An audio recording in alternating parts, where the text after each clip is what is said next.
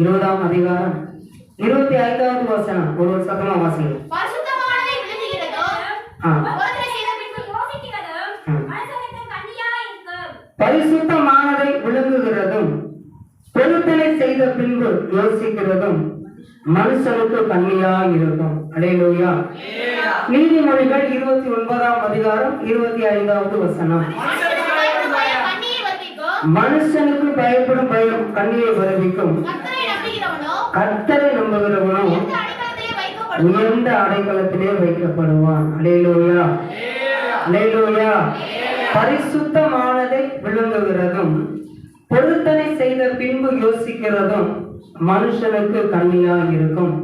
மனுஷனுக்கு பயப்படும் பயம் கண்ணியை வருவிக்கும். அல்லேலூயா. என்னாகமம் 18ஆம் அதிகாரம் 29வது வசனம்.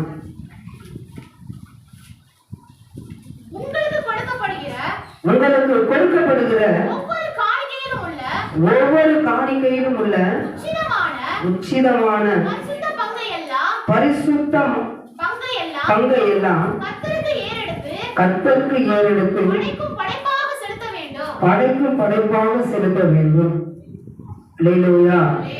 அல்லேலூயா. எரேமியா 12ஆம் அதிகாரம் 10வது வசனம். அநேக மேய்ப்பர்கள் என் திராட்சை தோட்டத்தை அழித்து என் பங்கை காலால் மிதித்து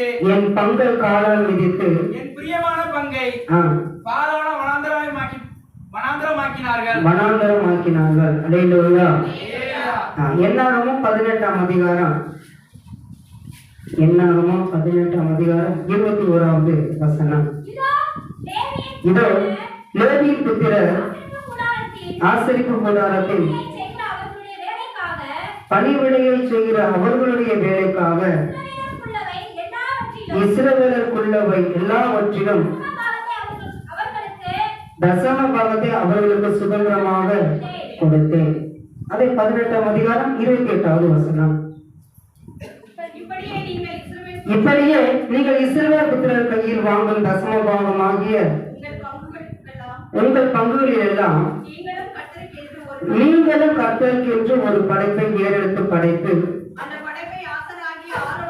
அந்த படைப்பை ஆசாரியனாகிய ஆரோனுக்கு கொடுக்க வேண்டும். அல்லேலூயா. எல்லாரும் அந்த 29வது வசனத்தை எடுத்துக்கொள்வோமே. என்னாகமம் 18ஆம் அதிகாரம் 29வது வசனம். உங்களுக்கு கொடுக்கப்படுகிற ஒவ்வொரு காணிக்கையிலும் உள்ள உச்சிதமான பரிசுத்த பங்கை எல்லாம் கர்த்தருக்கு ஏறெடுத்து படைப்பாக செலுத்த வேண்டும். அல்லேலூயா. அல்லேலூயா. பரிசுத்தமானதை விழுங்குவது மனிதனுக்கு கண்ணி. மனிதனுக்கு பயப்படும் பயம் கண்ணி. பொருத்தனை செய்த பின்பு யோசிக்கிறது கண்ணி. அல்லேலூயா. கண்ணின்னா என்னன்னு தெரியுமா? கண்ணின்னா என்ன? கண்ணினா மரணம் இல்லை. கண்ணினா என்ன?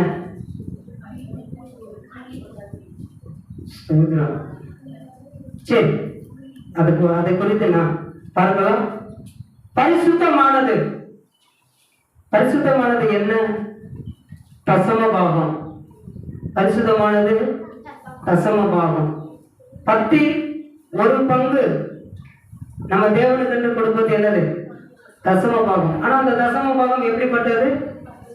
பரிசுத்தமானது. இந்த பரிசுத்தமானதை ஜனங்கள் விழுங்கக்கூடாது. அந்த பரிசுத்தமானதை வாங்கும் ஊழியக்காரர்கள் அதை குறைத்து போடக்கூடாது, அதை கணக்கிலப்படுத்தக்கூடாது. அல்லேலூயா. இதை 2 பேரும் அப்படி செய்தால் அவர்களுக்கு அது எப்படி இருக்கும்? கண்ணியா இருக்கும். அதுதான் இன்னைக்கு வசனம், வார்த்தை. அல்லேலூயா. அல்லேலூயா. தசம பாகம் 10 ஏதோ நம்ம ஒரு காரியத்தை நம்ம கொடுப்போம், செலவாயிடுச்சு, கொஞ்சத்தை என்ன செய்வோம்? கொடுப்போம். அப்படியெல்லாம் என்ன செய்யக்கூடாது? நம்ம தசம பாகத்தை கொடுக்க கூடாது. தசம பாகத்தை எப்படி கொடுக்கணும் அப்படின்னா, ஆண்டவர் சொல்லியிருக்கிறார் 10 பங்கை நீங்கள் என்ன செய்யணும்? கர்த்தருக்கு கொடுக்கணும். அது எப்படிப்பட்டதாக இருக்கிறது? பரிசுத்தமாக இருக்கிறது. அதுவும் ஆண்டவர் எப்படி சொல்றாருன்னா, பரிசுத்தருக்கு செலுத்தும் எல்லாமே எப்படிப்பட்டதாக தான் இருக்க வேண்டும், பரிசுத்தமாக தான் இருக்கணும். அல்லேலூயா. அப்ப பரிசுத்தமா இருக்கிற தேவனுக்கு பரிசுத்த குலைச்சலா இருக்கிற எந்த காரியத்தையும் நம்ம என்ன செய்யக்கூடாது. அப்ப மனுஷனுக்கு கண்ணினா வேதனைகள், தெரியாத பிரச்சனைகள் என்ன செஞ்சுக்கிட்டே இருக்கும், வந்துகிட்டே இருக்கும். மனுஷனுக்கு பயந்தால் வேதனை வரும். பொருத்தனை செய்து பின்பு அதை நம்ம செலுத்தணுமா அப்படின்னு யோசித்தா அப்பவும் நம்மளுக்கு என்ன வரும், கண்ணி வரும். அப்ப பரிசுத்தமான தசமபாகம் மட்டும் அல்ல, தேவனுக்கு படைக்கிற எதுவுமே எப்படிப்பட்டதாக தான் இருக்கணும், பரிசுத்தமாக தான் இருக்கணும். அதை நாம் விழுங்கினால் நம்மளுக்கு வேதனைகள் பெருகும். அல்லேலூயா, அல்லேலூயா. தசமபாகம் என்னுடைய நோக்கம் அல்ல. ஆனால் இந்த காரியத்தை நீங்கள் என்ன செய்து கொள்ளணும், தெரிந்து கொள்ளணும். ஏதோ இன்னைக்கு கூட நம்ம சகோதரி அனு ஒரு வசனம் சொன்னாங்க பாத்தீங்களா, காணிக்கை செலுத்தும் பொழுது உன் சகோதரிடத்துல உனக்கு ஏதாவது பிரச்சனை இருந்துச்சுன்னா முதல்ல அவனோடு கூட போய் ஒப்புரவாகினதுக்கு பின்பு அந்த காணிக்கை நீ என்ன செலுத்து. அப்படி செலுத்தினா அந்த காணிக்கை பரிசுத்தமாக இருக்கும். அப்ப அந்த பிரச்சனையோட போய் செலுத்தினா அது எப்படிப்பட்டதாக இருக்கும், பரிசுத்தம் இல்லாம தான் இருக்கும். ஒரு வசனத்தை 18ஆம் அதிகாரத்துல 32வது வசனம், என்னாகமும் 18:32வது வசனம். இப்படி அது உச்சிதமானதை ஏறெடுத்து படைத்தீர்களானால் நீங்கள் அது நிமித்தம் பாவம் சுமக்க மாட்டீர்கள். அல்லேலூயா. நீங்கள் சாகாதிருக்கும்படிக்கு இஸ்ரவேல் புத்திரரின் பரிசுத்தமானவைகளை தீட்டுப்படுத்தலாகாது என்று சொல் என்றார். அல்லேலூயா, அல்லேலூயா.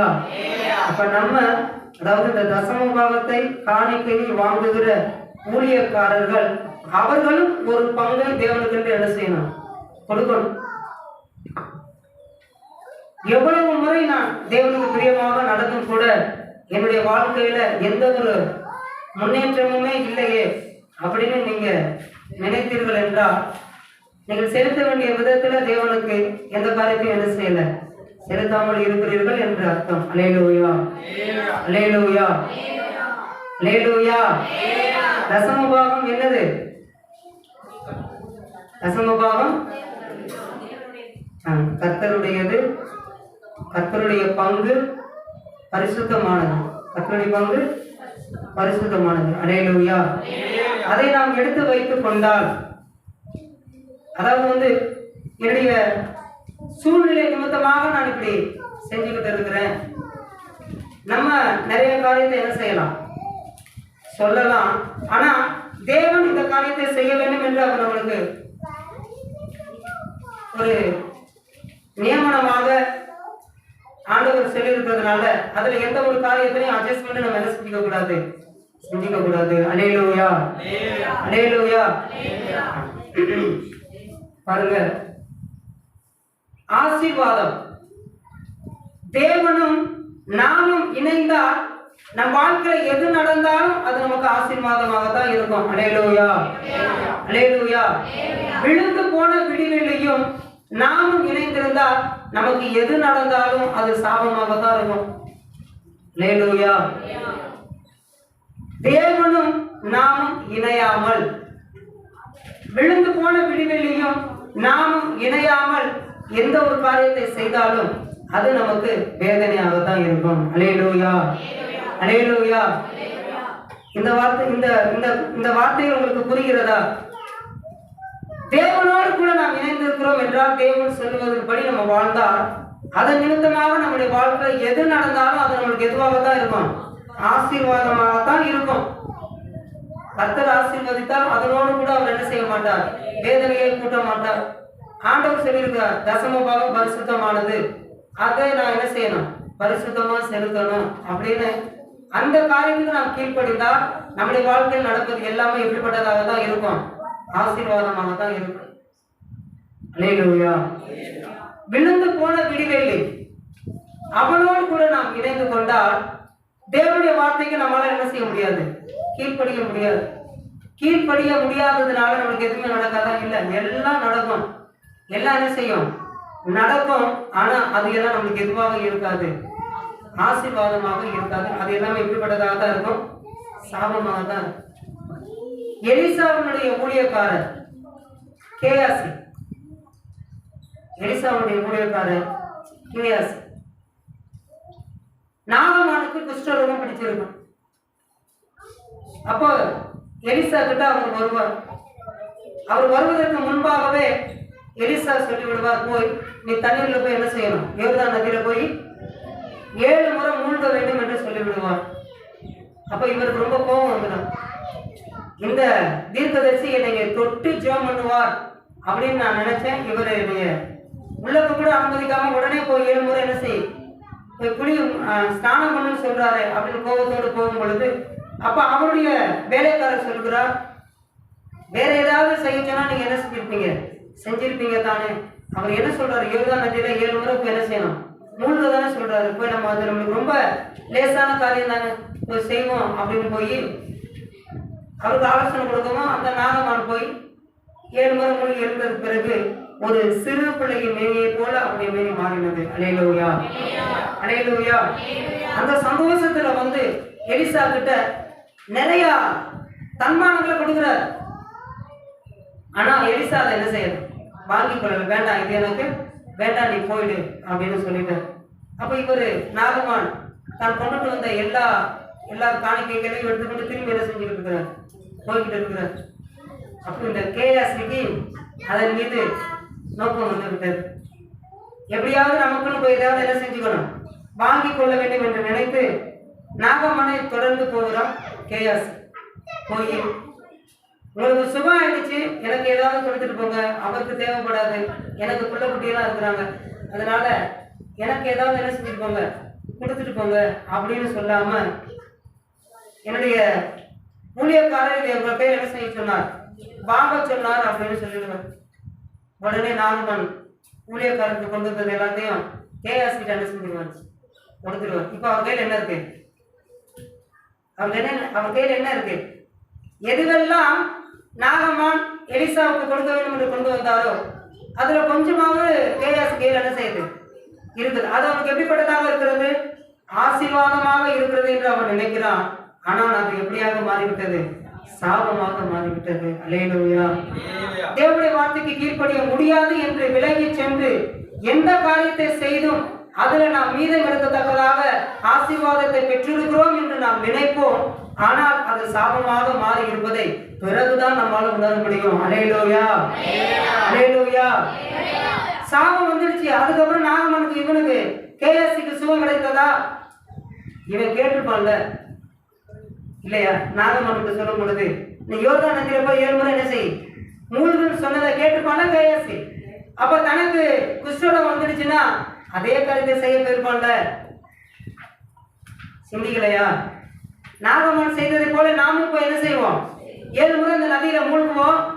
நம்மளுக்கு சுகம் கிடைச்சுன்னு போய் பண்ணியிருப்பான். ஆனா என்ன கிடைச்சிருக்காது? சுகம் கிடைச்சிருக்காது. அல்லேலூயா, அல்லேலூயா.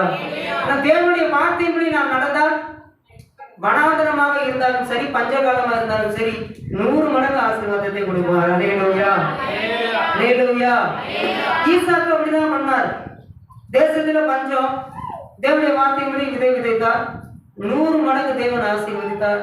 வர வர ஈசாக்கு என்ன செஞ்சுக்கிட்டே இருந்தாரு? திருப்தி அடைஞ்சுக்கிட்டே இருந்தார். அப்ப பரிசுத்தமானது, பரிசுத்தமானவருக்கு படைப்பது எல்லாமே பரிசுத்தமானதுதான். பரிசுத்தம் இல்லாமல் அந்த காரியத்தை நம்ம என்ன செய்யக்கூடாது?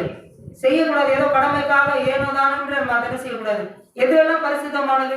ஸ்தோத்திர பலி செலுத்துவது பரிசுத்தமானதுதான். பாடல் பாடுவது பரிசுத்தமானதுதான். அவரை ஆராதிப்பது பரிசுத்தமானதுதான். அல்லேலூயா. கர்த்தருக்கு எதெல்லாம் நாம் செய்கிறோமோ அது எல்லாமே பரிசுத்தமானதுதான். இந்த பரிசுத்தமானதை ரொம்ப கவனமாக நாம் செய்தால் ஆசீர்வாதத்தை பெற்றுக்கொள்ள முடியும்.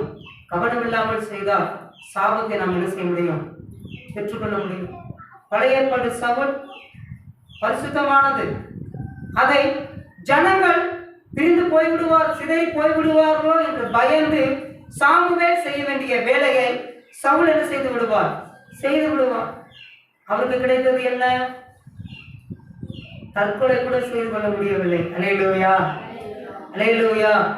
மனிதனுக்கு பயப்படும் பயம் கண்ணீர் வரவு. கண்ணீர்னா வேதனை. ஒன்று, தேவனோடு கூட நம்ம சேர்ந்து விடணும். இந்த காரியத்தை செய்யக்கூடாதுன்னா அந்த காரியத்தை செய்யக்கூடாது, அவ்வளவுதான். இல்ல விழுந்து போன விடுவெளி, அவனோடு சேர்ந்துடணும். நான் எந்த சூழ்நிலையும் இந்த இந்த மாதிரியான வார்த்தைகளை நான் என்ன செய்ய மாட்டேன், கீழ்ப்படிய மாட்டேன் அப்படின்னு அவனோடு கூட சேர்ந்து போயிடணும். ஆனா இந்த வேதனை அனுபவிக்க மக்கள் எப்படி இருப்பாங்கன்னா, சபைக்கு வந்தா தேவனுக்கு பயந்து நடப்பதை போல நடப்பார்கள். சபையை விட்டு வெளியே போனா தேவனுக்கு விரோதமாக எதுவெல்லாம் செய்யலாமோ அதெல்லாம் அவர்கள் என்ன செய்து கொண்டிருப்பார்கள். அல்லேலூயா. அப்ப ஆண்டவர் பார்ப்பாரு தேவனுடைய சம்பவத்துல, நல்லா இருக்கிறாங்க, என்னை உண்மையா என்ன செய்யறாங்க, ஆராதிக்கிறாங்க அப்படின்னு நினைச்சுக்கிட்டு இருப்பாரு. அப்ப அவனுக்கு கோபம் வரும். அப்புறம் வெளியில போகும் பொழுது அவன் பக்கம் சேர்த்துக்குவாங்க. இப்ப ஆண்டவர் பார்ப்பாரு, என்ன சபையில ஒரு மாதிரி நடந்துக்கிட்டாங்க, இப்ப வந்து எப்படி நடக்கிறாங்க, வேற மாதிரி நடக்கிறாங்களே. அப்ப அவங்களுக்கு என்ன வரும்? ஆசீர்வாதமும் வராது, சாபமும் வராது. வேற என்ன வரும்? வேதனை தான் வரும். குழம்புகள் இருக்கும், அப்படியே குழப்பமா. அதாவது வந்து ஏதாவது ஒரு காரியத்துக்கு முடிவு தெரிந்தா நம்மளுக்கு பிரச்சனை போகுது. அதாவது என்ன, குழப்பம் வராது, பதட்டம் வராது. இதுதானே சரி, ஓகே. அதாவது ரிசல்ட் பார்க்கறதுக்கு முன்பாக ஒரு பயம் இருக்கும். என்னன்னா என்ன ரிசல்ட் வரப்போதோ அப்படின்னு ஒரு பயம் இருக்கும். வந்ததுக்கு பிறகு அந்த பயம் நீடிக்குமா சொல்லுங்க? தெரிஞ்சிடுச்சுல, அவ்வளோதான், ஃபெயில் ஆயிடுச்சு, சரி விடு, அடுத்த அட்டம்ப்ட்ல பார்த்துக்கலாம். பாஸ் ஆயிடுச்சு, இவ்வளோதான் மறக்க, சரி விடு, பாஸ் ஆயிடுச்சுல, அதுக்கப்புறம் என்ன, அவ்வளோதான். அந்த பிரச்சனைக்கு ஒரு முடிவு வந்துடும். அதே போலதான் கர்த்தருக்கு பயந்து நடந்தோம் அப்படின்னா ஆசீர்வாதம் நமக்கு நிச்சயமா கிடைக்கும். விழுந்து போன விடுதலையோடு சேர்ந்துட்டோம்னா சாபம் நம்மளுக்கு நிச்சயமா கிடைக்கும். ஆனா ரெண்டும் கட்டான இருந்தோம்னு வச்சுக்கோங்களேன், நம்ம வாழ்க்கை முழுவதும் வேதனை தான் இருக்கும், குழம்புக்கிட்டே இருக்கணும். எனக்கு நிம்மதியே இல்லையே, எப்படி இருக்கும்? ஒன்று அனலா இருக்கணும், இல்லைன்னா குளிரா இருக்கணும். ஒன்று அந்த பக்கம் நிற்கணும், இல்லைன்னா இந்த பக்கம் நிற்கணும். நடுவில் நின்றுக்கிட்டு யாரும் போக முடியாமல் இருந்தால் எப்படி? இந்த ஆத்மாவா எனக்குரியது அப்படின்னு தேவன் சொல்லணும், இல்ல அவன் வந்து இந்த ஆத்மா என்னுடையது அப்படின்னு சொல்லணும். தேவனுடைய ஆத்மாவை போலவும் அவனுடைய ஆத்மாவை போலவும் இருந்தா எப்படி? அல்லேலூயா, அல்லேலூயா. கண்ணினா வேதனை. ஒரு வேடன் சில பறவைகளை, பட்சிகளை பிடிக்க வேண்டும் என்பதற்காக ஒரு வலையை விரிச்சிருப்பார் இல்லையா? அந்த வலையை விரிக்கும் பொழுது அதுல சில அந்த பறவைக்கு பிடித்தமான சில உணவுகள் அதில் என்ன செஞ்சிருப்பாங்க, போட்டிருப்பாங்க. அப்போ இந்த பறவைகள் நமக்கு நம்ம விரும்புகிற உணவு அங்கே என்ன செய்யுது இருக்குதே அப்படின்னு சொல்லிட்டு வேகமாக இறங்கி அதை சாப்பிட போவாங்க. என்ன செஞ்சுக்குவாங்க? மாட்டிக்குவோம். அல்லேலூயா, அல்லேலூயா. மாட்டின உடனே அவன் வந்து பிடிச்சிட்டு போயிடுவானா சொல்லுங்க? அவன் பிடிச்சிட்டு போயிடுவானா? கண்ணி வைக்கிறாங்கல்ல, கண்ணி வைக்கிறவங்க பக்கத்துல என்ன செஞ்சுக்கிட்டு இருக்க மாட்டாங்க, உட்காந்துருக்க மாட்டாங்க. நீங்க வேட்டைக்கு போயிருக்கிறீங்களா? சப்பானின்னு ஒன்று சின்ன பிள்ளைன்னு ஒன்று இருக்கும், களிமண்ணில் ஒன்று செஞ்சு அப்படி தோசைக்கல் மாதிரி செஞ்சு வச்சுருக்கோம். அதை செஞ்சு கடைசி முனையில் ஒரு சின்ன குச்சியை குத்தி வச்சு அந்த முனையில் ஒரு கயிறை கட்டி ரொம்ப தூரத்தில் போய் உட்காந்துக்குவோம். இந்த அணில் வந்து சாப்பிட்றதுக்காக நெல்லை போட்டுருவோம், அதுக்குள்ளே அந்த தோசைக்கல் மாதிரி இருக்கிறதுக்குள்ளே போட்டுருவோம். அப்போ அந்த அணில் வந்து அந்த நெல்லை திங்க போகும்பொழுது நாங்கள் பார்த்துக்கிட்டே இருப்போம்.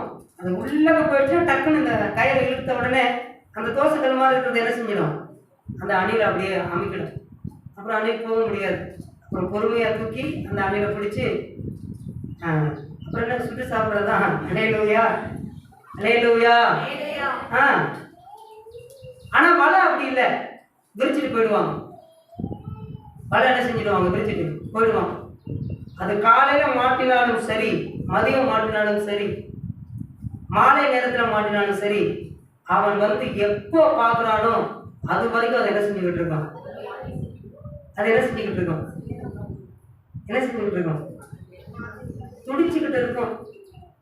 துடிச்சுக்கிட்டு இருக்குமா இருக்காதா? ஓடவும் முடியாது, குதிச்சு குதிச்சு பார்ப்போம்.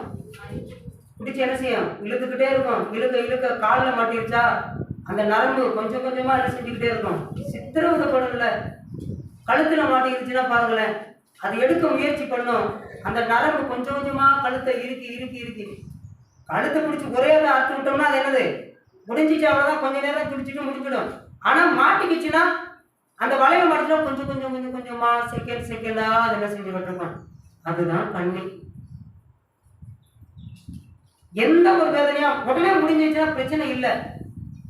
என்னப்பா இது இழுத்துக்கிட்டே இருக்கு, அதுக்கு வாங்கல, சீக்கிரம் முடிய மாட்டேங்குது, இல்லை எலும்பு நடக்க மாட்டேங்குது. அல்லேலூயா, அல்லேலூயா. பொருத்தனை செய்த பின்பு யோசிக்கிறது மனுஷனுக்கு கண்ணியா இருக்கும். இந்த காரியத்தை நான் செய்யறேன் அப்படின்னு நம்ம சொல்லிட்டோம்னா அதை என்ன செஞ்சுதான் ஆகணும்? செஞ்சுதான் ஆகணும். அந்த ஒரு ராஜா, நான் ஜெயம் எடுத்து விட்டா நான் வீட்டில் போகும்போது எதை பார்க்கணுமோ அதை நான் என்ன செய்யறேன், நமக்கு பலி செலுத்துறேன் அப்படின்னு சொல்லிட்டார். அவரு வீட்டுல போகும்போது முதல்ல பார்த்தது யார? அவருடைய மகளை பார்த்துட்டாரு. இப்ப இவருக்கு எப்படி இருக்கும்? ரொம்ப வேதனையா இருக்கு. ஆனா அந்த பலியை செலுத்தினதுக்கு பின்பு அந்த வேதனை என்ன செய்யாது? என்ன செய்யாது? இருக்காதுல்ல. உதாரணத்துக்கு நம்ம தாவீது ராஜாவை எடுத்துங்களேன். தாவீது ராஜாவுடைய மகன் முடியாமல் இருக்கிறான். அதனால அவன் உபவாசத்தோடு என்ன செஞ்சுக்கிட்டு இருக்கிறாரு? ஜெபம் பண்ணிட்டு இருக்கிறாரு. ஆனா அவன் மகன் இறந்துட்டான் அப்படின்னு சொன்ன உடனே குளிச்சு நல்லா குளிச்சு தலையெல்லாம் சீவி உட்காந்து எங்க போய் உட்காந்துட்டாரு? சாப்பிட உட்காந்துட்டாரு. என்ன ஆயிடுச்சு?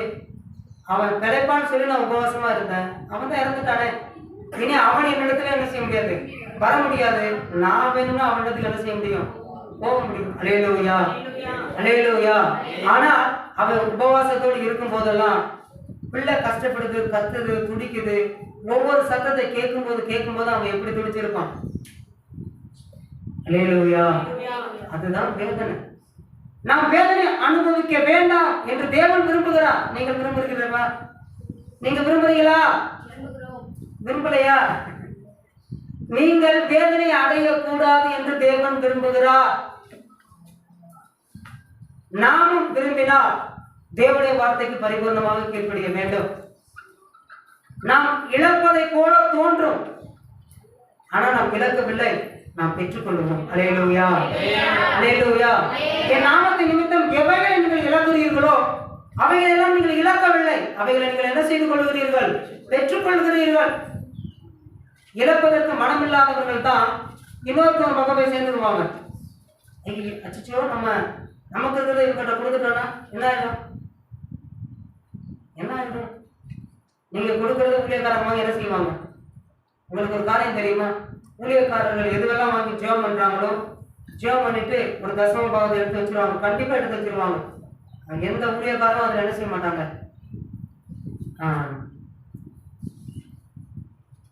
மறைமுகம் அதில் வச்சுக்க மாட்டாங்க.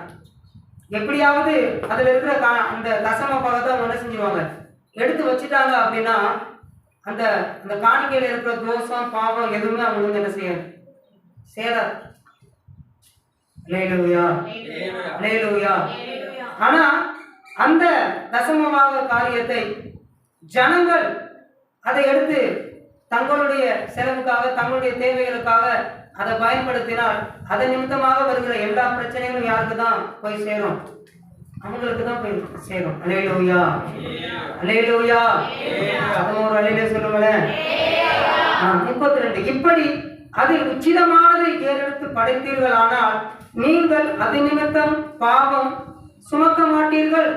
நீங்கள் சகோதரரோடு கூட ஐக்கியம் ஆகிட்டு காணிக்க போடுறீங்களா, இல்ல சும்மா காணிக்க போடுறீங்களா தெரியாது. ஆனா நீங்க எப்படி இருந்தாலும் போடுங்க, அது இன்னும் நிரம்பும் இல்லையா? ராபோஜன் எடுத்து போவாங்க. நம்ம ஆண்டவருக்கு உண்மையாக எல்லாருடையும் சமாதானமாக எல்லாருடையும் ஐக்கியத்தோட தான் நம்ம இருக்கிறோம். அந்த டைத்தில் மட்டும் இருக்கிறோமா, இல்ல நம்ம சபைக்கு தேவன் நம்மை ரட்சித்ததிலிருந்து நம்ம எல்லாருடையும் ஐக்கியமா தான் இருக்கிறோமா அப்படிங்கிறத அவங்கவுங்க தான் என்ன செஞ்சு பார்க்கணும், உணர்ந்து பார்த்துக்கணும். ஊழியக்காரருக்கு முன்பாக பக்தி உள்ளவர்களை போல காட்டினால் அவர் அப்பத்தை கொடுக்கறதுக்கு என்ன, அவர் கொடுத்துட்டு போயிடுவார். அவர் அந்த வசனத்தை வாசிப்பாரு, நம்ம ஐயா வாசிப்பாரு. அபாத்திரமா இருந்தா அதனால வருகிற வேதனைக்கெல்லாம் பொறுப்பியாரு நீங்க தான். நம்மளுக்கு ஒன்றும் ஆகலை, ஆனா நாட்கள் ஆனதுக்கு பிறகு உங்களுடைய ஆவி கொஞ்சம் கொஞ்சமா அவிழ்ந்து போவதை உங்களால் என்ன செய்ய முடியும்? உங்களால் உணர முடிகிறதோ இல்லையோ, உங்களை கவனிக்கிறவர்கள் நிச்சயமாக உணர்வார்கள். நீங்கள் கொஞ்சமா கொஞ்சமா கொஞ்சமா கொஞ்சமா கொஞ்சம் கொஞ்சமா தேவனுடைய சமூகத்தை விட்டு என்ன செய்து கொண்டே இருப்பீர்கள், பிரிந்து போய்கொண்டே இருப்பீர்கள். அல்லேலூயா, அல்லேலூயா. நம்மை குறித்து நாம் தான் நிதானித்து பார்க்கணும். நம்முடைய வாழ்க்கையில என்ன நடக்குது, நம்ம என்ன செஞ்சுக்கிட்டு இருக்கிறோம்? பரிசுத்தமானதை நாம் விளக்குகிறோமா? தேவனுக்கு படைக்கும் பொழுது பரிசுத்தத்தோடு தான் நம்ம செய்கிறோமா? அந்த எண்ணம் நம்மளுக்கு இருந்தா நாம் தேவனோடு கூட இணைந்து இருக்கிறோம். தேவனோடு கூட யாரெல்லாம் இணைந்திருக்கிறார்களோ அவர்கள் செய்யும் அவர்களுடைய வாழ்க்கையில் நடக்கிற எதுவாக இருந்தாலும் அது ஆசீர்வாதமாகத்தான் இருக்க முடியும். அல்லேலூயா. ஏன்னா நம்ம ஆண்டவர் தீங்கு நினைக்க மாட்டார். அல்லேலூயா. நம்ம ஆண்டவர் எது நினைக்க மாட்டாரு? தீங்கு நினைக்க மாட்டார். ஆனா தேவனுடைய வார்த்தையை விட்டு விழுந்து போன விடுதலையோடு சேர்ந்து நாம் ஒரு காரியத்தை செய்யும் பொழுது அநேக காரியங்கள் நமக்கு வாய்ப்பதை போல இருக்கும். ஆனால் முடிவில் பார்க்கும் பொழுது அது நமக்கு ரொம்ப சாபமாக என்ன செய்யும் இருக்கும். அல்லேலூயா. சாபத்தை பெற்றாலும் கூட இந்த காலத்துல ஆண்டவரே என்ன செய்யும், மன்னியும் என்று பேதுருவை போல விழுந்துடலாம் இல்லையா? பேதுருவை போல நம்ம என்ன செஞ்சிடலாம், விழுந்துடலாம். தயவா என்னை மன்னியும். ஏன்னா தன் பாவங்களை மறைக்கிறவன் வாழ்வடைய மாட்டான். அவைகளை அறிக்கை செய்து விட்டுக் கொடுக்கிறவனோ எனக்கு எப்பேற்பட்ட பாவம் இருக்கட்டும் நம் தேவனால் மன்னிக்க முடியும். அல்லேலூயா. தேவனால் மன்னிக்க முடியாத பாவம் என்று ஒன்று இந்த உலகத்துல இல்லவே இல்லை. அல்லேலூயா. நான் இப்ப நான் ரொம்ப பாவியா இருக்கிறேன், இந்த பழக்கத்தெல்லாம் நான் விட்டுட்டு ரொம்ப நீதிமான ஆனதுக்கு பின்பு நான் சபைக்கு வரேன், முடியாது. ஒரு தலைமுறையை நினைத்தாலும் அப்படி என்ன செய்ய முடியாது, வரவே முடியாது. ஏனென்றால் பாவம் இங்க வந்தாதான் போகும். அல்லேலூயா. சாபம் இங்க வந்தாதான் போகும், தோஷமும் இங்க வந்தாதான் போக முடியும். அல்லேலூயா, அல்லேலூயா. இங்கேதான் விடுதலை உண்டு. வேறொரு இடத்துல என்ன செய்யப்படல, விடுதலை கொடுக்கப்படவில்லை. அதனால் என் பாவத்தை ஆண்டவர் மன்னிப்பாரா? நிச்சயமும் மன்னிப்பார். இவ்வளவு பெரிய பாவத்தை தேவனால மன்னிக்க முடியுமா? மன்னிக்க முடியாம வேற எங்க போறாரு? ஆனால் இதுதான் காலம், இதுதான் காலம். இந்த காலத்தை விட்டுட்டோம் அப்படின்னா இனி ஒரு காலம் நமக்கு கொடுக்கப்படும் என்று நம்மால் உறுதியாக என்ன செய்யப்பட முடியாது, சொல்ல முடியாது. அல்லேலூயா. 20 வயசுல நீங்க தேவனுக்காக எப்படி ஓடி இருக்கிறீர்கள், இப்ப எப்படி நீங்க ஓடுறீங்க, அதை நீங்க நிதானிச்சு பாருங்க. நம்முடைய மனசு நினைக்கும், ஆனால் நம்முடைய சரீரம் என்ன செய்யாது, ஒத்துழைப்பு கொடுக்காது. அவன் ஆசையே அவனை கொல்லும். நம்ம அதை பண்ணிடுவோம், இதை பண்ணிடுவோம், அப்படி பண்ணிடுவோம், இப்படி பண்ணிடுவோம். சரீரம் என்ன செய்யாது, ஒத்துழைப்பு கொடுக்கவே கொடுக்காது. ஏதாவது ஒரு காரியம் நம்ம வாழ்க்கையில நடந்துகிட்டே இருக்கும். அப்புறம் நம்ம போராடி பார்த்து அந்த வாழ்க்கையோடு அந்த காரியத்தோடு நம்ம என்ன செஞ்சிடுவோம், ஒன்றி இணைந்து போய்விடுவோம். அல்லேலூயா, அல்லேலூயா. இன்றைக்கு நாம் தெரிந்து கொள்ள வேண்டும் என்று தேவன் விரும்பி இருக்கிற சத்தியம், தசம பாகம் பரிசுத்தமானது. அதை நாம் என்ன செய்யக்கூடாது, விழுங்கி கொள்ளக்கூடாது. தசம பாகத்தை கொடுக்கிற ஜனங்களும் அதை பரிசுத்தமாக கொடுக்க வேண்டும். தசம பாகத்தை வாங்குகிற மேய்ப்பர்களும் அதை கனத்தோடு என்ன செய்யணும், வாங்கணும். அல்லேலூயா, அல்லேலூயா. எல்லாவற்றிலும் அந்த வசனத்தை நம்ம நோட் பண்ணி பார்க்கணும். என்ன ஆகணும், 21ஆம் அதிகாரத்துல 21வது வசனம். இதோ லேவியின் புத்திரர் ஆசரிப்பு கூடாரத்தின் பணிவிடையை செய்கிற அவர்களுடைய வேலைக்காக இஸ்ரவேலருக்குள்ளவை, இஸ்ரவேலருக்குள்ள எல்லாவற்றிலும் நம்ம என்ன கொடுக்கணும், சத்தமா சொல்லுங்க, தசம பாகத்தை அவர்களுக்கு என்ன செய்யணும், கொடுக்கணும். இப்படியே 28 நீங்கள் இஸ்ரவேல் புத்திரர் கையில் வாங்கும் தசம பாகமாகிய உங்கள் பங்குகளில் எல்லாம், பங்கு போட்டிருக்கா, பங்குகளில் எல்லாம் போட்டிருக்கா. அப்ப எல்லாவற்றிலும் ஜனங்களும் தசம பாகம் கொடுக்கணும், எல்லாவற்றிலும் ஊழியக்காரர்களும் தசம பாகம் என்ன செய்யணும், கொடுக்கணும். அல்லேலூயா, அல்லேலூயா. அது யாருடையது? கர்த்தருடையது. அது எப்படிப்பட்டதா இருக்கிறது? பரிசுத்தமானதாக இருக்கிறது. அல்லேலூயா, அல்லேலூயா. பரிசுத்தமானதை நாம் என்ன செய்யக்கூடாது? விழுங்கிக் கொள்ளக்கூடாது. பொருத்தனை செய்த பின்பு நம்ம என்ன செய்யக்கூடாது? யோசிக்க கூடாது. இந்த காரியத்தை நான் செய்யறேன் அப்படின்னு ஒரு பொருத்தனை நம்ம தேவனிடத்தில் பண்ணிட்டோம் அப்படின்னா நம்ம உலக பழக்கத்துல இருக்கோம். இந்த இந்த காரியத்தை நான் செய்யறேன் அப்படின்னு சொல்லுவாங்க.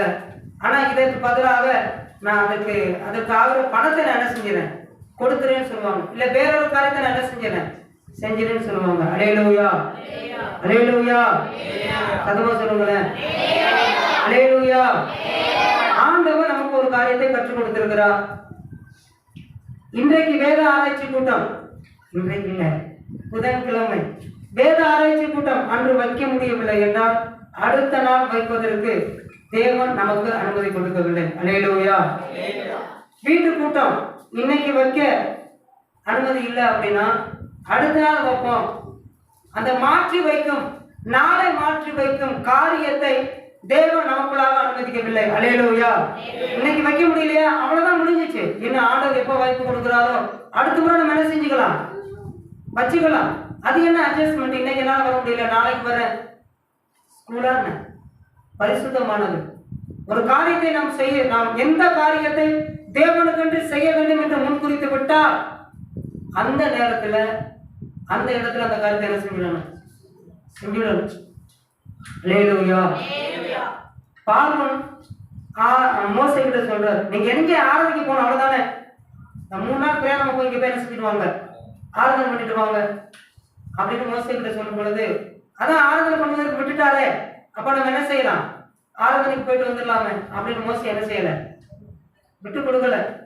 இல்ல சரி எல்லாரும் போங்க, உங்களுடைய ஆடு மாடுகளை என்ன செஞ்சுட்டு போங்க, விட்டுட்டு போங்க அப்படின்னு சொல்லும்போது, இல்ல நாங்க தேவனை ஆராதிக்க போகணும். எப்படி போகணும்? எங்களுடைய ஆடு மாடு பிள்ளைகள் மனைவிகள் எல்லாரோடும் நாங்க என்ன செய்யணும், போகணும். அங்க அவர் பழி செலுத்த சொன்னா என்னத்தை பழி செலுத்த சொல்லுவான்னு எங்களுக்கு என்ன செய்யாது, தெரியாதுல்ல. அதனால எதையும் விட்டுட்டு எங்களால் என்ன செய்ய முடியாது, போக முடியாது. அப்படி ஒரு எண்ணம் இருக்கணும். பொறுத்தனையா இதை இல்லையா, ஆண்டவர் என்னால இந்த காரியத்தை என்ன செய்ய முடியல, செய்ய வேண்டிய இருதயத்தை எனக்கு என்ன செய்யுங்க தாங்க அப்படின்னு சொல்லி நம்ம ஜெபம் பண்ணணும். இல்லை நம்ம அப்புறம் ஆண்டவரோடு என்ன செய்யறது, அதுதான் இணைந்து கொள்வது. காரணத்தை சொல்லி விழுந்து போன விடுதலையோடு கூட போய் நம்ம என்ன செஞ்சுக்க கூடாது, இணைந்து கொள்ளக்கூடாது. அல்லேலூயா, அல்லேலூயா. மாத்தி இன்னைக்கு வேண்டாம், நாளைக்கு வைப்போம், நாளைக்கு வேண்டாம். அது ஆண்டவர் எனக்கு கொடுத்த விஷயத்துல அது ரொம்ப சரியானதா எனக்கு தோணல. இன்னைக்கு வர முடியலையா, இன்னைக்கே முடிஞ்சிச்சு. இந்த காரியத்தை கடந்த நாட்கள்ல ஸ்தோத்திரம், கடந்த வருடங்கள்ல தேவனுக்கு நம்மளுக்கு அப்படிதான் என்ன செஞ்சிருக்கிறாரு, ஆலோசனை கொடுத்துட்டு நடத்தி இருக்கிறாரு. அல்லேலூயா. ஏதாவது ஒரு நாள் அப்படி மாற்றி நம்ம வச்சிருக்கிறோமா, என்னைக்காவது ஒரு நாள் அப்படி வச்சிருக்கிறோமா? இல்ல. அல்லேலூயா. கர்த்தருக்கு ஸ்தோத்திரம். பொருத்தனை செய்தால் ஒன்று அதை நாம் செய்துவிட வேண்டும். இல்லை என்றால் அதை செய்ய முடியவில்லை, செய்வதற்கான பலனை எனக்கு நீங்க தர வேண்டும் என்று தேவனோடு கூட யாக்கோபை போல நம்ம போராட வேண்டுமே. இல்லையா, அதை விட்டுட்டு இதற்கு பதிலாக நான் இதை செய்கிறேன் என்று ஒருபோதும் தேவனுக்கு முன்பாக போய் நம்ம என்ன செஞ்சிடக்கூடாது, நின்றவே கூடாது. அது எப்படிப்பட்டதாக இருக்கும், பரிசுத்தம் இல்லாமல் போய்விடும். அல்லேலூயா, அல்லேலூயா. கடந்த நாட்கள்ல புதன்கிழமை வேத ஆராய்ச்சி கூட்டத்துல ஜெபம் அப்படிங்கிற ஒரு காரியத்தில் இருக்கிற சத்தியத்தை தேவன் எங்களுக்கு கற்றுக் கொடுத்தார். வந்தவர்களுக்கு உங்களுக்கு தெரியாது, அதனால நான் மறுபடியும் உங்களுக்கு அந்த ஞாபகப்படுத்துகிறேன். 1 மணி நேரம் 2 மணி நேரம் நம்ம ஜெபம் பண்ணிக்கிட்டே இருக்கலாம். ஆனால் ஜெபத்தின் முடிவில் தேவன் ஒரு ஆலோசனையை கொடுத்திருப்பார். அந்த ஆலோசனையின்படி நம்ம வாழ்ந்தால் நம்முடைய சொல்லும் செயலும் எப்படிப்பட்டதாக இருக்கிறது, ஒன்றாக இருக்கிறது. அந்த ஜெபத்துக்கு பதில் ரொம்ப சீக்கிரத்துல கிடைச்சிடும். ஆனால் நம்மளுடைய சொல்லும் நம்மளுடைய செயலும் வெவ்வேறாக இருந்தால் வேதனை தான் கிடைக்கும். ஒரு அந்த கார்டுக்கு பேர் என்ன சொல்லுவாங்க, இப்போ ஒரு ரிஜிஸ்டர் தபால் பண்ணணும்னு வச்சுக்கோங்க, அதோடு கூட ஒரு கார்டு அட்டாச் பண்ணுவாங்க, அக்னாலஜ்மெண்ட் கார்டு. அது எதுக்கு அனுப்புறாங்க? அவங்க நான் ரிசீவ் பண்ணிட்டேன், நீங்க அனுப்புன அந்த கடிதம் எனக்கு வந்து என்ன செஞ்சிச்சு, கிடைச்சிடுச்சு அப்படின்னு அதை திருப்பி என்ன செய்வாங்க, அனுப்புவோம். இல்லைன்னா போய் சேர்ந்துச்சோ சேரலையோ, இன்னும் பதில் நம்மளுக்கு கிடைக்கலையே, அப்ப எல்லாம் மறுபடியும் நம்ம மனு போடுவோமா, மறுபடியும் ஒரு லெட்டர் எழுதுவோமா அப்படின்னு ஒரு தெளிவே இல்லாத ஒரு சூழல்ல தான் நம்ம என்ன செஞ்சுக்கிட்டு இருக்கோம், இருந்துகிட்டு இருக்கோம். அதே போலதான் நம்ம ஜெபம் இருக்கிறோம், இன்னும் நடக்கலையே, ஜெபம் இருக்கிறோம், இன்னும் நமக்கு அதனுடைய பலனை அனுபவிக்க முடியவில்லையே அப்படின்னு நம்ம கேட்டுட்டே இருக்கிறோம். அப்படின்னா ஜெபம் சேர்ந்திருக்கா இல்லையா அப்படிங்கிறது நமக்கு என்ன செய்யல தெரியணும். அல்லேலூயா, அல்லேலூயா. நாம் கொடுக்கும் காணிக்கை தேவனால் அங்கீகரிக்கப்பட்டிருக்கிறது என்று நீங்கள் உறுதியா சொல்ல முடியுமா? நீங்கள் கொடுக்கிற தசம பாகம் தேவனால் அங்கீகரிக்கப்பட்டு விட்டது என்று உறுதியாக சொல்ல முடியுமா? ஆனா ஒருவன் சொல்லியிருக்கிறான், முதல் மனிதன் ஆதாம் ஏவாளுக்கும் பிறந்த முதல் மனிதன், அவன் சொல்லுகிறான் தன்னுடைய காணிக்கை அங்கீகரிக்கப்படவில்லை என்பதை அறிந்து தன் சகோதரனை கொலை செய்தான். அல்லேலூயா, அல்லேலூயா. அவன் தன் காணிக்கை அங்கீகரிக்கப்பட்டிருக்கிறது, அங்கீகரிக்கப்படவில்லை என்பதை அறிந்து கொண்டான். நாம் அறிந்து கொள்ள வேண்டாமா? அப்ப ஆண்டவர் எந்தெந்த காரியத்தை எப்படியெல்லாம் செய்ய வேண்டும் என்று சொல்லி இருக்கிறாரோ அதன்படி செய்தால் மட்டுமே அந்த அந்த காரியம் அங்கீகரிக்கப்படும். அது சத்தியமாக இருந்தாலும் சரி, நீங்க எப்படி புரிஞ்சுக்கிறீங்கன்னு எனக்கு தெரியல. தசம பாகத்தை மட்டும் குறித்து சொல்லவில்லை, ஊழியமாகவே இருந்தாலும் சரிதான், தேவன் அங்கீகரித்தால் மட்டுமே பரலோக ராஜ்யத்துக்கு போக முடியும். இல்லைன்னா கர்த்தாவே கர்த்தாவே எனக்கு தெரியலையேப்பா அப்படி சொல்லிடுவோம். அப்போ எதுவாக இருந்தாலும் தேவனோடு இணைந்து செய்தால் மட்டுமே அது ஆசீர்வாதமாக நம்மளுக்கு இருக்கும். அல்லேலூயா. இது எல்லாரும் புரிந்து கொள்ளும் விதத்துல இந்த தசம பாகத்தை தேவன் நம்மளோடு கூட பேசிக்கொண்டு இருக்கிறார். அல்லேலூயா, அல்லேலூயா. எல்லா காரியத்திலையும் ஒரு சின்ன காரியம் தான், நீங்க எதுவெல்லாம் தேவனுக்கு என்று செய்ய வேண்டும் என்று நினைக்கிறீர்களோ யோசித்து பாருங்க. சபையில வேலை செய்யணும்னு சொன்னீங்கல்ல, அந்த வேலையில எந்த அளவுக்கு நீங்க உறுதியா இருக்கிறீங்க, எந்த அளவுல நீங்க மனப்பூர்வமா செய்றீங்க, சமாதானமா பண்றீங்க, எவ்வளவு ஈடுபாடோட இருக்கிறீங்க, கர்த்தருக்காக தானே செய்றீங்க. ஒரு ஊழியர்காரர்கிட்ட ஜனங்கள் போய் கேள்வி கேட்டாங்க, கணக்கு சொல்லுங்க, வாங்குற தசம் வாங்க காணிக்கைங்கிற என்ன செய்யுங்க, கணக்கு சொல்லுங்க, என்ன பண்றீங்க நீங்க அப்படின்னு கேட்டுருக்காங்க. அப்படி கேட்கலாமா? சொல்லுங்க, கவனிக்கிறீங்களா? நான் பேசுறது உங்களுக்கு புரியுது இல்ல? தசமபாகம் காணிக்கைய அவங்க போய் என்ன செய்யறாங்க, கேள்வி கேட்கறாங்க. நீங்க என்ன பண்ணீங்க? இன்னும் இந்த யூடியூப்ல எல்லாம் பார்த்தா ஆடிக்காரெல்லாம் ஊழியக்காரர் வாங்கலாமா, ஏரோப்ளேன் எதுவோ கேட்கிறாரு, என்னமோ பண்றாரு. நம்ம யாருக்கு செலுத்துறோம்? நம்ம செலுத்துவது என்ன? நம்ம செலுத்துவது என்ன?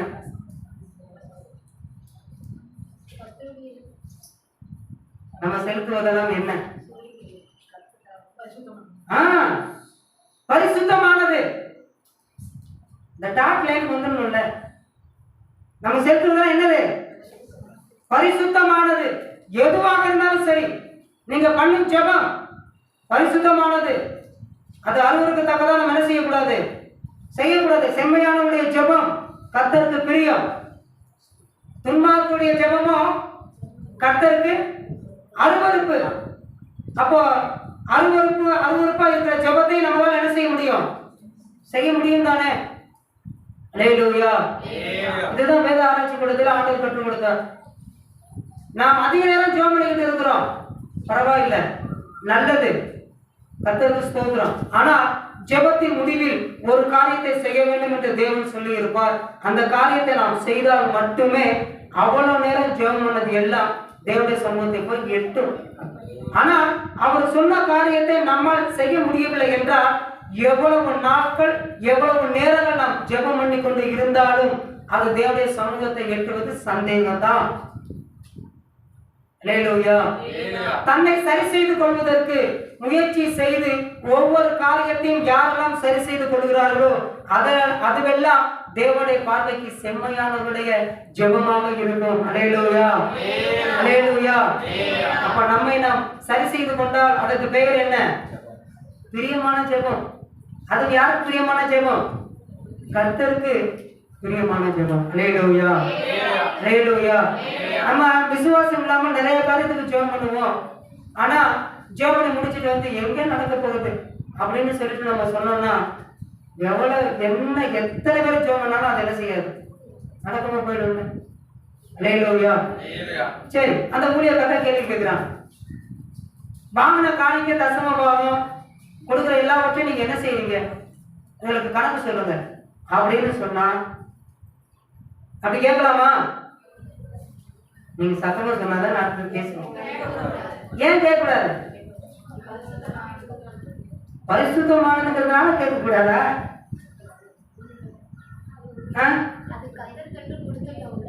அது யாருக்கு கொடுத்துருக்குறோம்?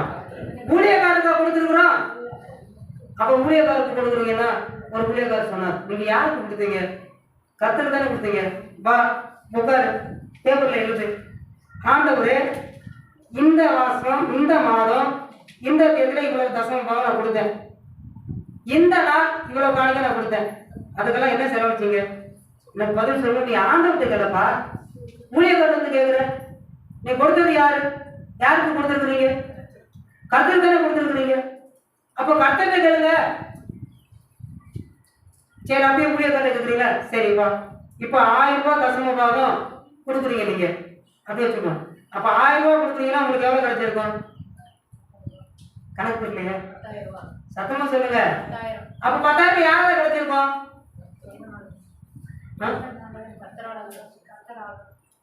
ஸ்தோத்திரம் பண்ணுவாங்க. இவ்வளவு சோகமாவா? நேரம் இருக்கு, 10 நிமிஷம் இருக்கு. அல்லேலூயா. ஊழியக்காரர்கிட்ட கேள்வி கேட்கிறோம், தசம பாகம் காணிக்கையை என்ன பண்றீங்க? இடையில வரும்போதெல்லாம் நாங்க காணிக்கை கொடுக்குறோம், அதெல்லாம் என்ன பண்றீங்க? இப்படி ஆடம்பரமா நீங்க செலவழிக்கிறீங்களே அப்படின்னு சொல்லிட்டு நம்ம என்ன செய்யறோம்? கேள்வி கேட்கிறோம். அப்படி கேள்வி கேட்டா, அதுக்கு உதாரணம் சொல்றேன், நம்ம யாருக்கு கொடுத்துருக்குறோம்? நான் கர்த்தருக்கு கொடுத்திருக்கிறேன் என்ற எண்ணம் இருந்துச்சுன்னா அந்த கொடுத்த காரியத்தை நம்ம உடனே மறந்துடுவோம். ஏன்னா நம்ம கொடுத்தது யாருக்கு? கர்த்தருக்கு. அதற்கான பலனை அவர் நமக்கு என்ன செய்வாரு? திருப்பி கொடுப்பார். அவ்வளவுதான், முடிஞ்சிச்சு. நம்ம கர்த்தருக்கு செஞ்சிருக்கிறோம். ஆனால் இல்ல, நான் ஊழியக்காரருக்கு தான் நான் செஞ்சிருக்கிறேன் அப்படிங்கிற எண்ணம் இருந்துச்சுன்னா அப்ப அந்த காரியத்தை, அந்த தசம பாகம் இப்ப 1000 ரூபாய் கொடுக்குறோம்னா ஊழியக்காரர் சொல்றாரு, 1000 ரூபாய்க்கு நான் இந்த காரியத்தை செலவு பண்ணேன், நீங்க கொடுத்த பணத்துக்கு நான் என்ன செஞ்சேன்? கணக்கு சொல்லியாச்சு. ஆனா என் நிமித்தமா உனக்கு 10,000 ரூபாய் கிடைச்சிச்சுல, அந்த 9,000க்கு நீ என்ன கணக்கு செஞ்ச அதை சொல்லு அப்படி ஊழியக்காரர் கேட்பாருல்ல? கேட்பாரா? கேட்க மாட்டோம். அப்ப நம்ம என்ன செஞ்சாகணும்? சொல்லுங்க. ஏன்னா நம்ம ஊழியக்காரருக்கு நான் கொடுத்துருக்கிறேன் அப்படின்னு சொன்னா அப்ப வந்திருக்கிற ஆசீர்வாதங்கள் எல்லாமே யாருனால தான் வந்திருக்கு? ஊழியக்காரனால தான் வந்திருக்கு. அப்ப அதுலயே அவர் என்ன செய்வாரு? பங்கு கேட்பார்ல. அல்லேலூயா. இது கேட்க வேண்டும் என்று நான் அதுக்காக நான் சொல்லல.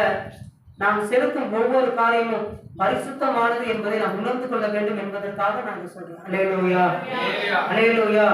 அப்ப நான் ஒரு ஸ்தோத்திர பலி செலுத்துவதாக இருந்தாலும் அது பரிசுத்தமானது என்பதை நாம் புரிந்து கொள்ள வேண்டும். ஆண்டவர் ஒரு வார்த்தையை சொல்லி இப்போ ஒருத்தவங்களை போய் பார்க்க போறாங்க, ஒருத்தவங்களை விசாரிக்க போறாங்க அப்படின்னாலே அதுவும் பரிசுத்தமானதுதான். தேவன் நம்மோடு இருக்க வேண்டும் என்று சில ஜனங்களை தேவன் சேர்த்திருக்கிறார் என்றால் அவர்களையும் தேவன் பரிசுத்தப்படுத்திதான் சேர்த்திருக்கிறார், பாவிகள் அல்ல என்று நாம் உணர்ந்து கொள்ள வேண்டும் என்பதற்காகத்தான். அல்லேலூயா, அல்லேலூயா. நாம் பரிசுத்தம் இல்லாமல் எதையும் நம்ம என்ன செய்யக்கூடாது. அதாவது நாம் வேதனை அடையக்கூடாது என்பதற்காக தேவன் பேசுகிறார். ஆனால் இன்னொருவன் நாம் வேதனை அடைய வேண்டும் என்பதற்காக சில சூழ்ச்சிகளை அவன் என்ன சொல்லிக்கிட்டு இருக்கிறான்? செஞ்சுக்கிட்டு இருக்கிறோம். ஆனா பெரும்பாலும் நாம் தேவனோடு கூட இணைவது ரொம்ப அரிதுதான். அவனோடு இணையும் காலம்தான் ரொம்ப அதிகமாக இருக்கிறது. அல்லேலூயா, அல்லேலூயா. கடந்த நாட்கள் போகட்டும், ஆனால் இனிவரும் நாட்கள்லையாவது தேவனோடு கூட நம்ம என்ன செய்து கொள்ளணும்? இணைந்து கொள்ளணும். அப்படி இணைந்து கொண்டால்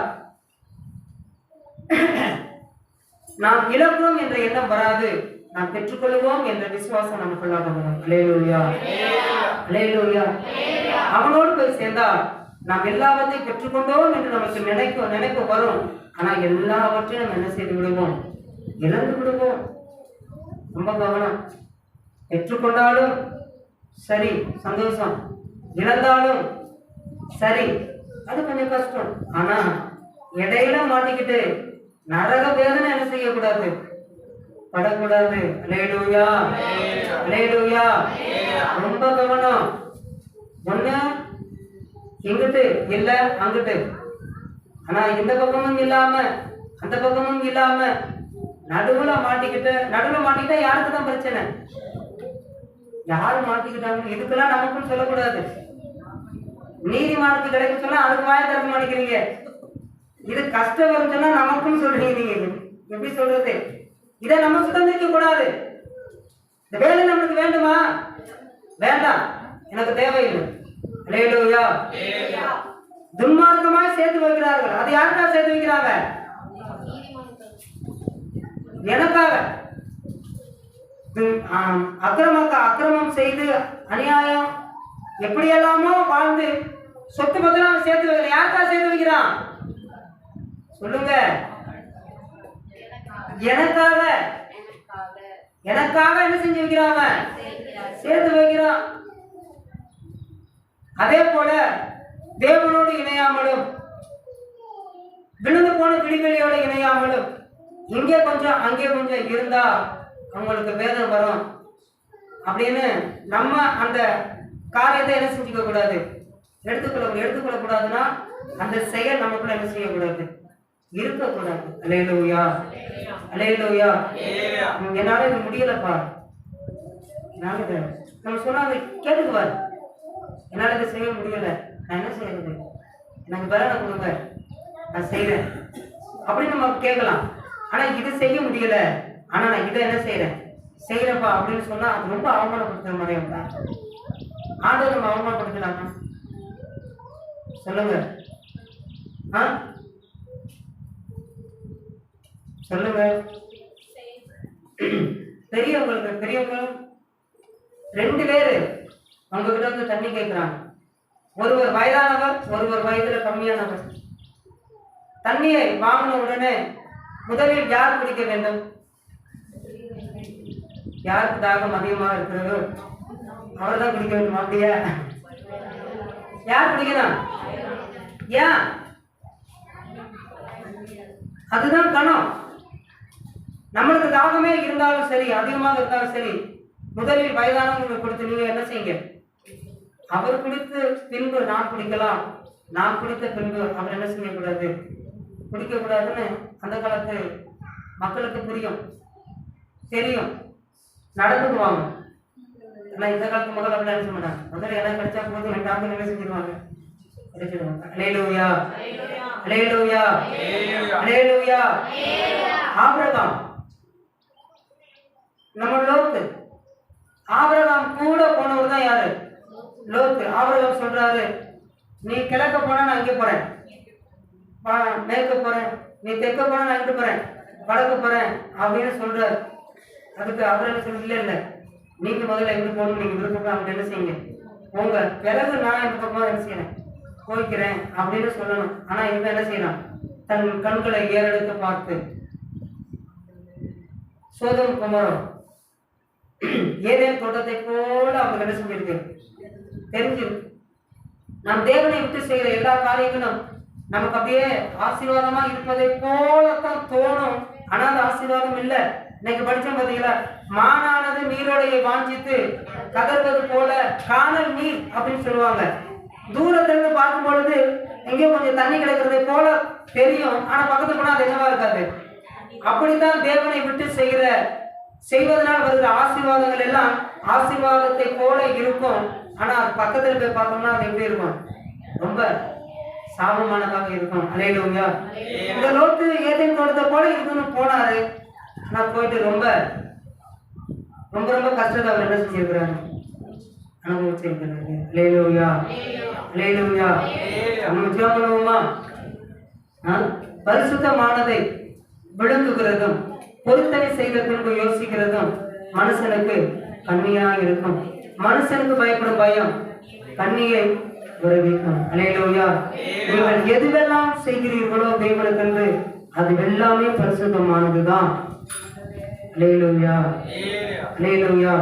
இந்த பரிசுத்தமானதை பெற்றுக்கொள்கிற ஊழியக்காரர்கள் அதை அழித்து விடாதபடிக்கு அதை அவர்கள் கனமாய் அதிலிருந்து ஒரு பங்கை தேவனுக்கென்று என்ன செய்யணும்? கொடுக்க வேண்டும். அல்லேலூயா. அல்லேலூயா. ஆசீர்வாதம் நாமும் தேவனும் இணைந்தால் நமக்கு ஆசீர்வாதம். சாபம் நாமும் விழுந்து போன விடுதலையும் இணைந்தால் சாபம். வேதனை தேவனோடும் இணையாமல் விழுந்து போன விடுவெளியோடும் இணையாமல் நாம் நடுவில் நின்றால் நம்முடைய வாழ்க்கை முழுவதும் கண்ணியாக இருக்கும், வேதனையாக இருக்கும். அந்த காரியம் நம்மளுக்கு வேண்டாம். ஆண்டவரே என்னை முன்பக்கமாக சேர்த்துக் கொள்ளும். இவ்வளவு நாள் நான் அறியாமல் செய்த எல்லா காரியத்தையும் எனக்கு தயவாக மன்னிக்க வேண்டும் ஆண்டவரே சொல்லி ஜெபம் முடிந்து மட்டும் மனமல்ல போட்டு